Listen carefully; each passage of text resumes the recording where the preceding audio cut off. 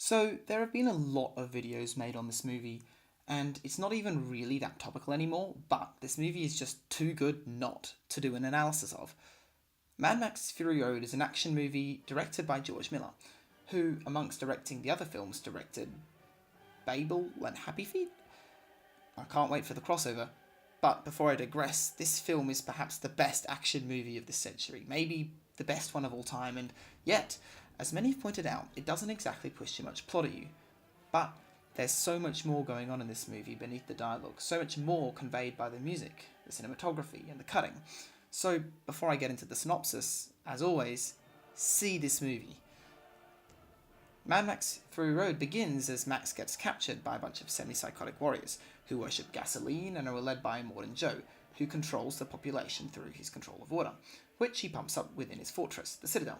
His top lieutenant, Emperada Furiosa, takes Joe's war rig to help Joe's breeding wives escape from his tyranny. Joe assembles an army to chase him down, where Max, used as a source of blood, comes across and reluctantly teams up with Furiosa to escape to a refuge known as the Green Place, where plants still grow. When they get there, it has been turned into a swamp. Max and Furiosa, with her women, prepare to go their separate ways when Max suggests they go back and take the Citadel by stranding Joe's force in a canyon, which they do. Max forms a kinship with Furiosa, gives her his blood when she is stabbed, and as they take the Citadel, leaves to wander the wastelands once again. Alright. Pretty standard, right? But it's the method and madness of the movie that's so special. There's an ongoing theme of redemption that pervades through the movie, for both Furiosa and Max, for example.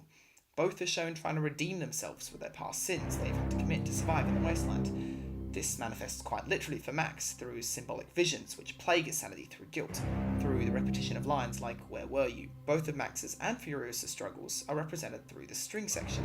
In the beginning, there is a cello playing alone, discordant from the rest of the music and isolated. This represents Max's and Furiosa's struggle, trying and failing to gain traction in their quest for redemption. However, when the two confront their first challenge together, listen to what happens.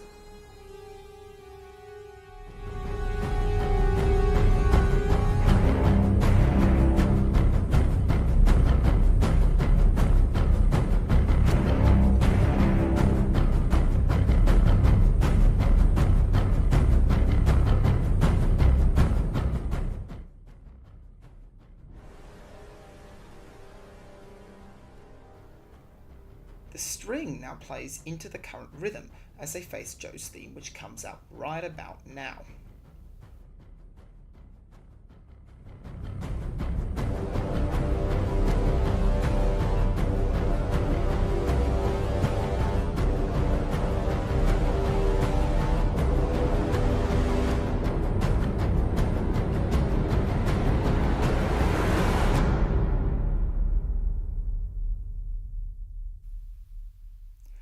Then, when their first fight happens, we again hear their struggle, although it's clearly more than the one instrument.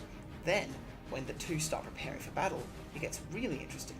The strings start harmonizing, and the tune becomes major as the pair begin to meet the struggle they face.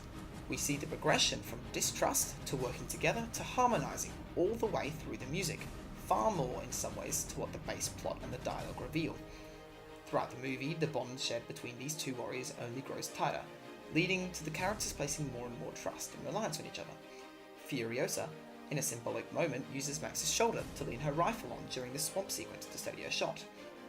This literal leaning represents the burden of each of these warriors being shared in their quest for redemption, beginning to share the very quest indeed later.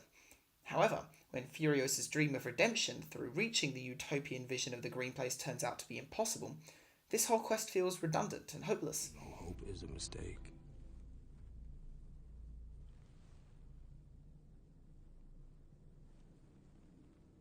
If you can't fix what's broken, you'll go insane. Max tells us hope is a mistake, leading only to insanity, and it seems hard to deny this as Furiosa screams at the desert in frustration and rage, her isolation and hopelessness once again conveyed by the empty space in the frame. The movie now asks us, is redemption even possible in a dying world? As Max's friends leave him, his madness comes back into his mind, and he sees the apparition going after Furiosa. This is Max's official awakening to action, to redemption, the moment he becomes a classical hero. His redemption is to help Furiosa achieve her hope, to stop her from going mad just like he has. The two now synchronize, not only sharing the burdens of their redemption, but the act of redemption itself. Miller shows the synchronization through direct parallels in shot order. Furiosa takes out the knife stabbed inside her, Max knocks out the nail inside his hand. Furiosa gets beaten up, Max gets beaten up. The two's actions are synced up to the music almost perfectly. By the end, as Max saves Furiosa, it makes sense that Max can finally say his own name.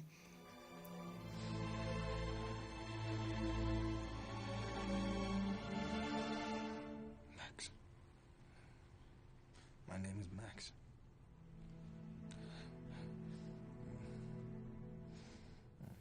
He has finally found the redemption to bring him back from being a being of pure survival and nothing else.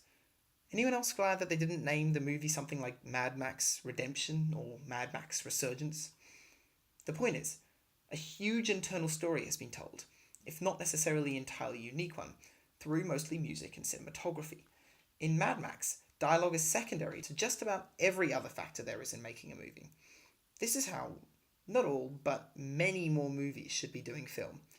If we can tell a story about companionship and redemption without mentioning the title character's name until the last 10 minutes, what else could be done?